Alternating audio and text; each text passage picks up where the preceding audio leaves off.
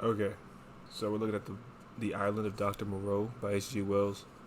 Uh, Not really familiar with H.G. Wells' work, but considering that this book is over 100 years old and I'm reading it now, he must be a pretty talented author. So, just looking at the cover, we see uh, the face of an animal, but if you know anything about animals, you know that their eyes, the pupils and irises cover most of it, and there's not as much white showing. So these eyes are human. So that's a bit of foreshadowing, especially the fact that the snout is not as protruding. And so that would just be a hint to those who aren't familiar with it. But of course, I've had it, I wouldn't say exactly spoiled, but more or less I've seen and heard a bit about this story. So I know that there's something afoot, and we're gonna get more into that as we go on. Uh, Opening the story, uh, I had started it already, but I had lost that footage, so we're just recapping this introduction and the beginning few chapters. But we see that Prendick, he is a survivor of a shipwreck um, of the Lady Vane. Him and two other survivors were on a little dinghy that managed to escape the wreckage, and they were lost at sea for 8 days. And he had to.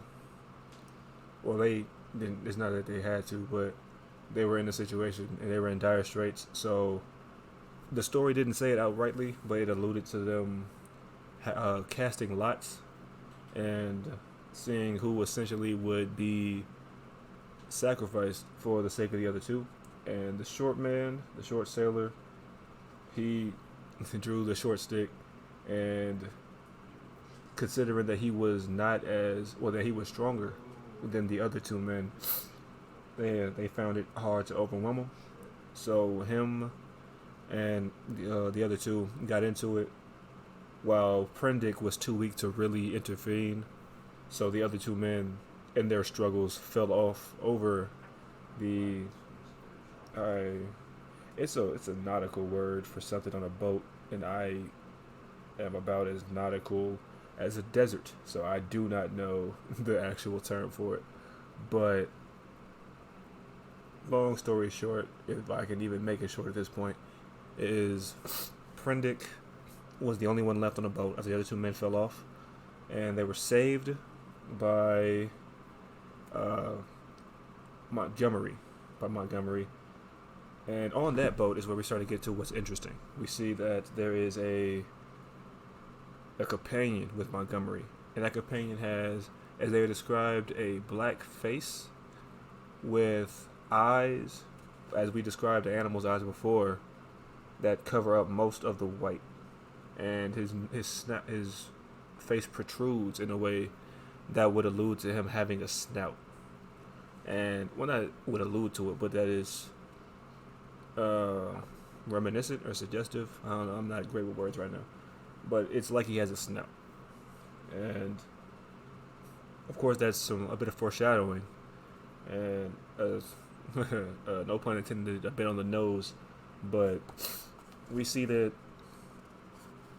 in this we see a dynamic, a hierarchy is established in how the captain treats the black faced man, and then in that the it's shown in how the black faced man isn't allowed to certain parts of the boat. Like when he goes to, I believe it's the aft, the captain comes and he chases him up the ladder, up to the deck, and strikes him between the shoulder blades. Excuse me. And when that happens, uh, Montgomery comes to the blackface man's defense, but it is more. It's not exactly a courtesy. It's just like a person defending their property, as it's shown how he does not at all treat the blackface man as an equal, and this is on its surface, it's clearly could be seen as a racial struggle, considering that the blackface man is descriptive of, well, not descriptive, but he's literally called the blackface man with no other name up until the point that we've read, and that his completely lost my train of thought. All right, so he's called the blackface man, and anybody who talks to him, it's always talking down to him, and it's always disrespectful. It's never as an equal. It's never as someone of worth. He's cursed at profusely by the captain, and even insulted to his face by Montgomery, and to which he responds by just cowering and sinking into himself. And it's even shown that Prendick is a bit apprehensive of him, that he finds himself doing what a lot of people would do in the presence of someone who's othered physically. He looks at him, and then he even when he doesn't want to, he continues staring. He says he felt that he was staring against his own will. So, and there we see the othering in that treatment. Okay, and now we have gotten to chapter the 5th, which is a funny way of saying chapter 5. Alright, by now we are done with Captain Davis's boat, and we have moved over to the man with the white hair's boat. A lot of using color to distinguish people in this book. Again, it's pretty early, so it could just be that we haven't established names yet. So what we're seeing is that he is now on a boat with a crew that looks very peculiar. It's very peculiar. And they're wrapped up from head to toe, and their bodies are disfigured in their forms. He can't see the actual flesh, but he is aware that their bodies are not the same in structure as a typical man's would be. And it's important to say that they didn't even want him on the boat. It was that he was thrown off of Captain Davis's boat just because nobody wanted to claim this essentially a stowaway. Even though he didn't sneak on the boat, he was rescued, but at the whim of Montgomery. Also an important character point that Montgomery didn't even want, not that he didn't want to, but it wasn't out of courtesy, which is why earlier it was said that, well, I said that it doesn't seem to be courteous that he helped was the blackface man, because even in the face of seeing somebody that needed help and that he was capable of helping, he said that he only did it by chance. It was just the fact that he wanted to do so. Had he felt a different way in that moment, or that if he didn't like the way his face looked, he said, he would have just left him there to die, or we wouldn't even know what would happen. And it speaks a lot to the character of Montgomery in that moment. Alright, so I kind of clumped 5 and 6 together there, just to really show that transition. And we have that moving on from the men that with the disfigured bodies, we now move to a conversation with Prendick and the white-faced man. The white-faced man saying, "He looked keenly into my face." Montgomery says, "You're an educated man, Mr. Prendick. Says you know something of science. May I ask what that signifies?" And there Prendick tells him of his biology background. And in that background, we see that it sparks an interest in the white-haired man's... it just sparks an interest with the white-haired man. And as we move forward to the 7th chapter, we start to see why that interest comes into play. Now, again, the story was kind of spoiled for me, so I know a bit of it. But I definitely didn't expect that I didn't know what vivisection meant from the jump. I didn't know the implications of that. So now seeing it, that vivisection being dissection, but the animal is alive, it really shows that barbaric nature the practice that's going on here with Dr. Moreau, who is we have now identified as the white faced man. I mean, the white haired man is getting that mixed up with the black faced man.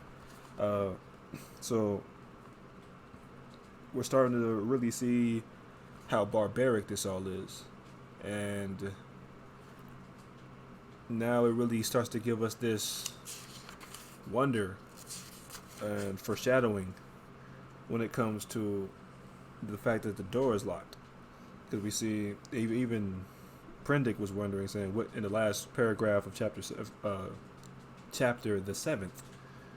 What could it mean? A locked enclosure on a lonely island, a notorious vivisector, and these crippled and distorted men." Again, if we were to make an inference, certainly we would know the general direction where this is going. But considering that Prendick has definitely been through a lot within the span of a couple days, it makes sense that he might not be able to put two and two together as fast as the typical person would. But it is it's definitely brewing. Like we can see it coming together with somebody who does animal testing, and we just brought a puma and a llama, and the rabbits have been released, so we don't have the rabbits in the same capacity as we have the puma and the llama. So that could bring some other expectations. We don't know yet. As far as we know, they could be hunting rabbits, so that could definitely be something. But we see crippled and distorted men, so let's we gotta look further and see it. The next chapter is called "The Crying of the Puma," so definitely we're gonna start to get some of these answers, at least for the puma, as it seems. Oh, and it's also important to mention that we saw a man with pointed ears, covered in fur. Couldn't leave that nugget out. All right.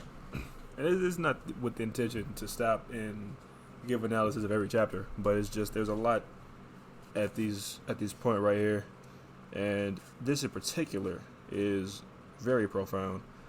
This is the last paragraph of chapter the 8th.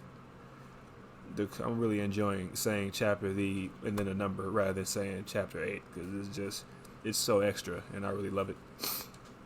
All right. The crying sounded even louder out of doors.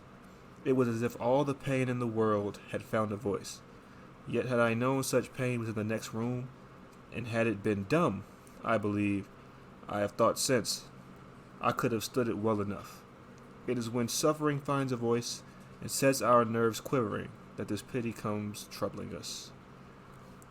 That's really, like I said, profound, but it's like it is, and honestly, it's really,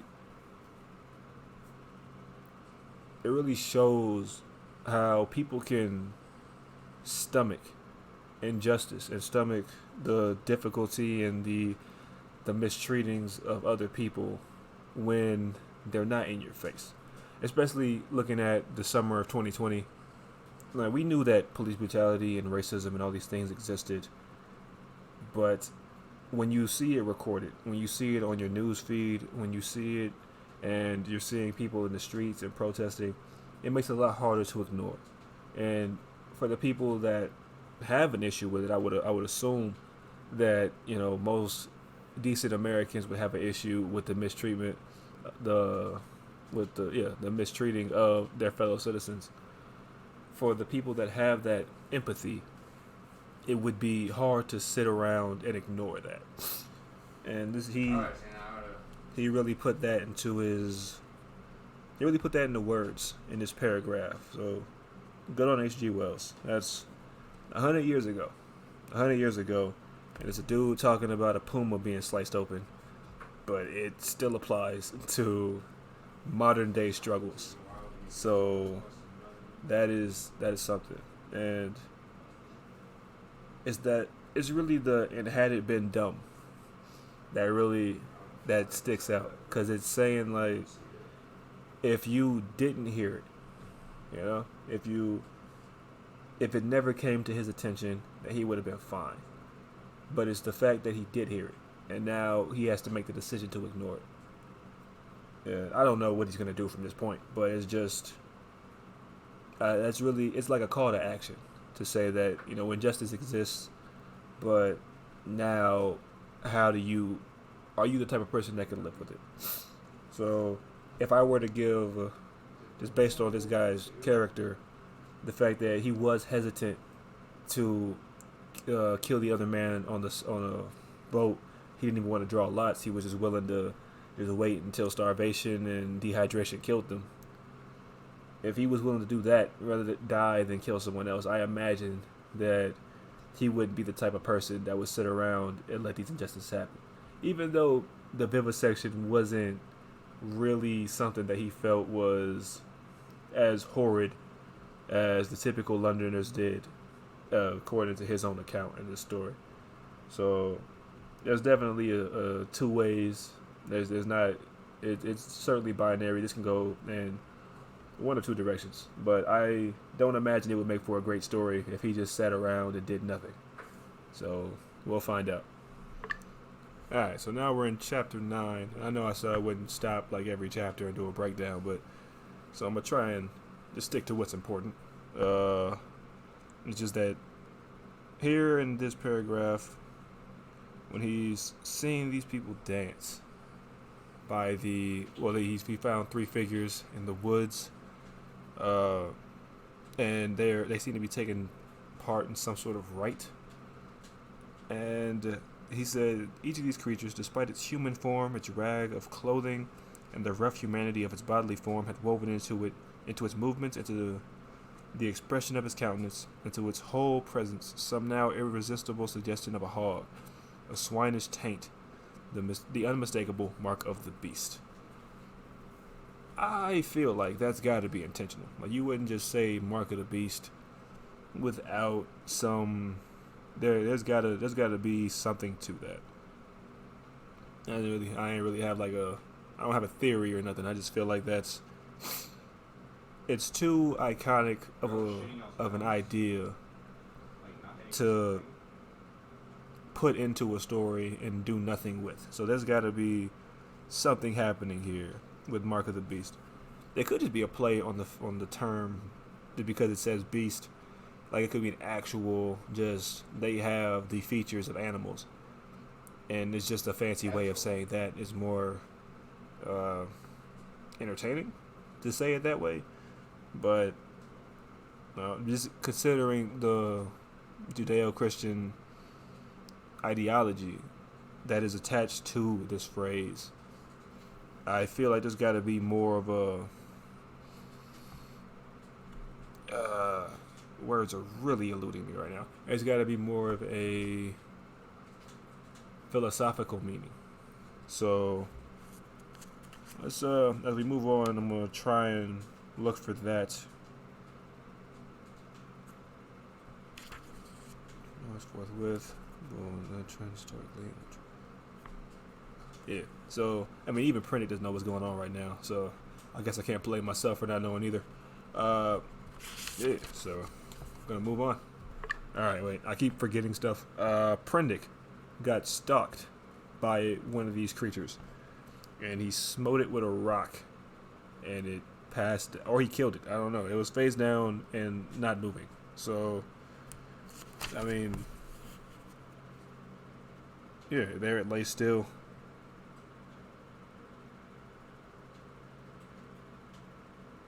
It didn't say he didn't kill it, so I'm not positive what's going on with there. But we know that he was stalked like an animal.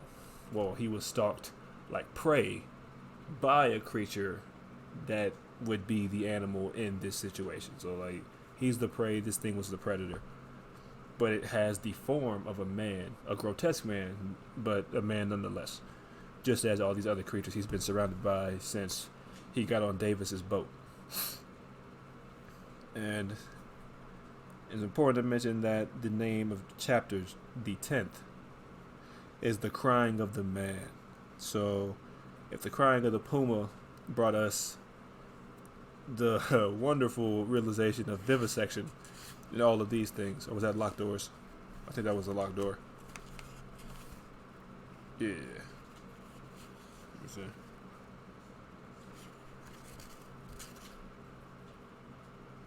Yeah. No, that just gave us. We just realized that gave us that gem. Yeah, that gave us the gem of the had it have been dumb, but the crying of the man. It's probably going to be just as revealing. So let's find out. All right. So now we have reached chapter 11. So I did good. We got through 2 chapters before we stopped to talk. And what we are seeing here, first of all, chapter 10. It's really hard to not stop and say something about that one, considering the fact that the crying of a man, which honestly it makes absolute sense, since the crying of the puma was a puma being vivisected, it should have been. That's me not seeing the obvious foreshadowing in a man being vivisected as well. But nonetheless, here we are. A man is being cut open and just experimented on, and rightfully so. Prendick is flabbergasted, which is a word I don't use often. Did that just for you. And now we have Montgomery trying to stop him. Prendick, man, stop. Montgomery intervening. A startled deer hound yelped and snarled. There was blood I saw in the sink, brown and some scarlet, and I smelt the peculiar smell of carbolic acid. So it's full on sci-fi movie horror here. It's pretty crazy. And from there, we move on to chapter 11. And in chapter 11, we see something that's really, I feel like is really important to get into. Let me see if I can, where it's at.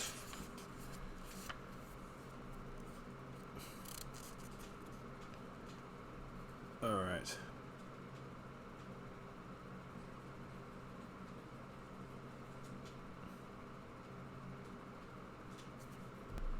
Alright, so we see that Prendick has the genius idea that if I were too hard pressed, at least one path of escape from torment still lay open to me, they could not very well prevent my drowning myself. So, I mean, if they were going to catch him and vivisect him, at least he could take solace in the fact that if nothing else fails, he can drown himself. So that's a pretty good picture of the predicament that he's finding himself in right now. And then we see, and so suddenly that it seemed to jump out of the green tracery about it, still in chapter 11 here, my eyes lit upon a black face watching me. I saw that it was the simian creature who had met the launch upon the beach. He was clinging to the oblique stem of a palm tree. So, the interesting thing about this simian creature is is to make sure that it's in this paragraph that I saw it. I don't know. Alright, so it's just funny that this creature having a black face is ape-like. I just feel like that's if the creature on the boat on Davis's ship having a black face and being treated like a second-class citizen wasn't clear enough, the next black face that we see is now a monkey. It really, it's. Why is everyone over here, bro? That's my roommate. It's not even slightly tactful. Like it's pretty it's pretty on the nose. So yeah, there's that. Which I understand this book was written over 100 years ago. It's just, bro, what the I don't fuck know. is going on? I don't know.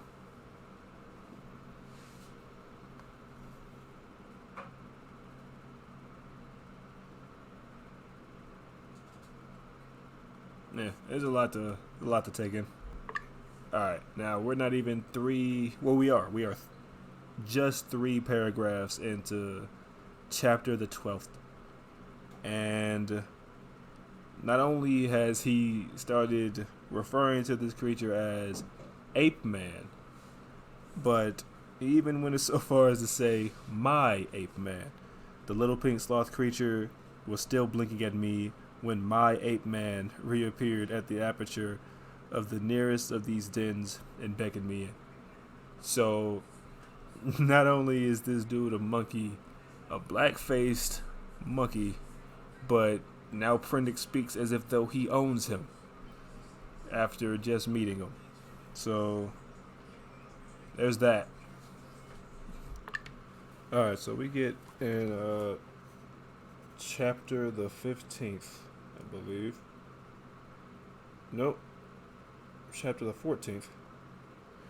We get a explanation of all that's going on with Dr. Moreau and how he ended up in this. Well, not exactly how he ended up in the situation. Well, yeah, we get that. His practices were unethical, but we get to really dive into his motives. He is. He says it a few times. Let's see if I can find it. The plasticity of form? Something like that. Let me see.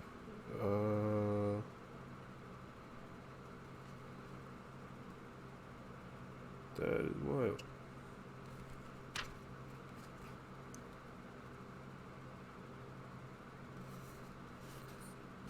Oh yeah, he just wants to know, like, the limits of a physical form is what it seems to be his motivation. And just a little tidbit that was in there, referring to the ape man as Negroid, sort of adds on to that theme of just these characters are at least mildly racist. In Moreau's case, it seems to be more so.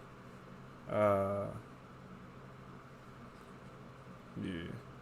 I mean, as far as narrative goes, the story is, after getting Moreau's explanation of it, Prendick is he's not exactly a supporter of the science, but he is comfortable enough to not try to run away again, which he did in this is 14, and then in chapter 13. And I believe it's the parlay. But yeah, it's a lot going on. Just from then we meet some of the beast folk in chapter 16, chapter 15, and we see that it's a callback to the dog person. I thought the black faced man on the boat. I thought he was a dog, I thought he was a bear, but the sorry, that's my roommate. Excuse his language. As far as his features and whatnot, they consider him they described him as, it sounded more like a dog. Come to find out that we were both right. It was a dog. Mling is his name, which is, they didn't name him until later on in the story, so we just got that. A dog bear ox combination, which would explain his countenance and why he's something to look at. But from then on, we get not a coup, but it comes to the attention of Montgomery that Prendick had been attacked on his first time really just going out. Excuse that. By his first time really just going out and exploring. His first time really just going out and exploring, and when he did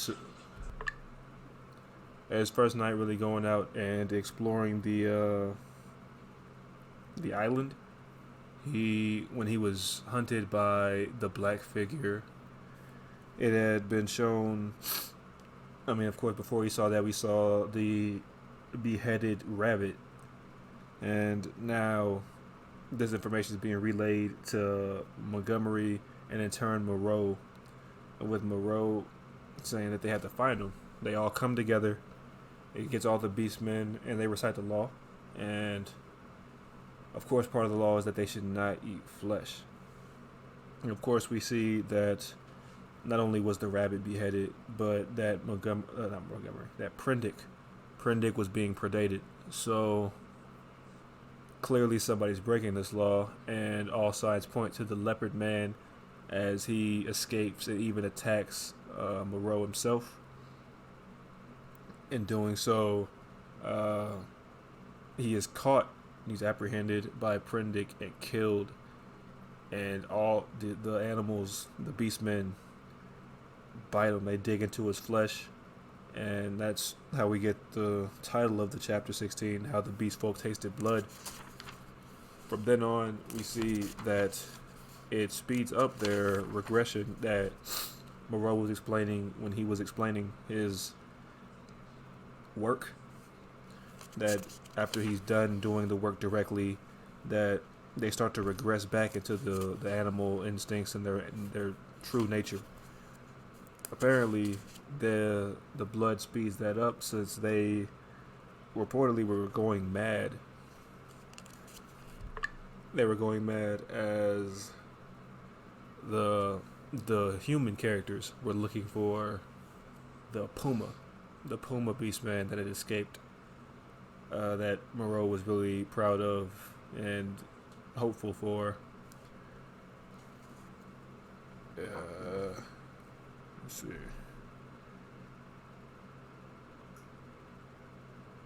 Yep. Alright. Then Dr. Moreau, we find that later on when Dr. Moreau apprehends, well, it's assumed that he apprehends the Puma man, that they kill each other in their conflict, and from there, Prendick is trying to keep order by having the beastmen still believe in the law and still saying that the law still applies, though Moreau was killed. From then him and Montgomery. From then him and Montgomery are the only two people that are there, and well, only two humans that are there with the beastmen. Montgomery starts drinking as he's been doing throughout the story, and he takes Mling and other beastmen, and they have a bonfire.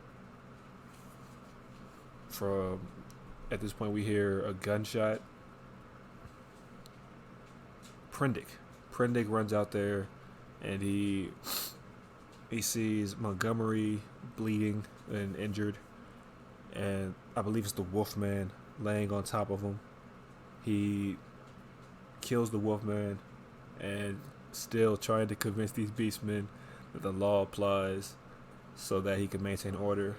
But the hyena-swine combination creature hybrid doesn't buy it. It runs off. And at this point, we don't have Montgomery. We don't have Moreau. I'm really bad with names right now. I don't know what's going on with that. We don't have Montgomery. We don't have Moreau. So it's just Prendick, who is completely under-equipped for this situation, with these beastmen that are going to revert back to animals. And he's just, at this point, just trying to get his way off the island. That opportunity rears itself when he gets a raft with dead bodies in it. And he gets on the raft, floats to safety where he is rescued, and returns to London. And the story, I don't know what I expected from it, but it kept me interested. I enjoyed it a lot more. I had a lot more to say about it than I expected to have to say about it. I really didn't think that I would I was excited to stop and talk about it because it's just to get these thoughts out. So it's definitely a really good read. I see why it lasted 100 years and people's lesson plans, but yeah, it's certainly peculiar that you have. I mean, the concept of making people or making animals into people. I'm really intrigued by the medical implications and the medical applications that Moreau was mentioning when he was saying all the different things it could do, and I mean I know it's all fictional, but it's fun to think about that it could be that this science could really make if it could make an animal a person essentially, then imagine how it could improve the quality of human life. But getting more into thematic, content, it's again we see not only do we see the issue of clearly racism, but we see how uh, I mean just to speak bluntly, we see how white essentially oppressors, even though they did like create this race. Well, Moreau did. We see how white oppressors can use religion to keep the masses in line, and like even throughout the story, as it's just when Prendick barely understood any of the stuff that's going on, but he knew that he could use religion to manipulate the creatures. So that's what he clung to the whole time, and you really it really makes you stop and think about stuff like that. Like, because of course it's not uncommon, it's not lost knowledge to know that this was a method used by slave owners, and it's considering that. Well, I don't know off the top of my head when slavery ended, but considering that this was a concept that was used during the time of slavery, and that is now mirrored in this story with these animal creatures, and that slaves themselves were seen as second class citizens, and as these creatures are, and slaves were considered not human, just like these creatures are, is a lot of parallels between the black man and the beast man. So yeah, I mean if that was something there, but it's it really begs the question of who really was the monster here. I don't even, actually I don't even think it begs a question. I mean, it's clearly Moreau, but it really shows the depth of how much of a monster he is, and even by association, Montgomery and Prendick. I mean, you can say that Prendick was just trying to survive, but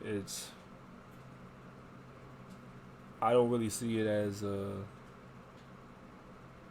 I don't see it as an excuse, as morbid as that could sound, but uh, so yeah, that was the island of Dr. Moreau, and I mean, if I were to rate it, I would definitely give it. I would recommend it to be read by anybody if they wanted to read it, even if they weren't really into science or sci-fi stuff like that. I think it's just a fun read, not fun like like Disneyland fun, but fun as in intriguing, and it'll keep you interested. Which is rare to read books, especially nowadays. I wouldn't. If you would have told me that I would be spending my time reading a book and entertained in the modern day, I probably wouldn't believe you. But this is a solid read. So, The Island of Dr. Moreau, H.G. Wells.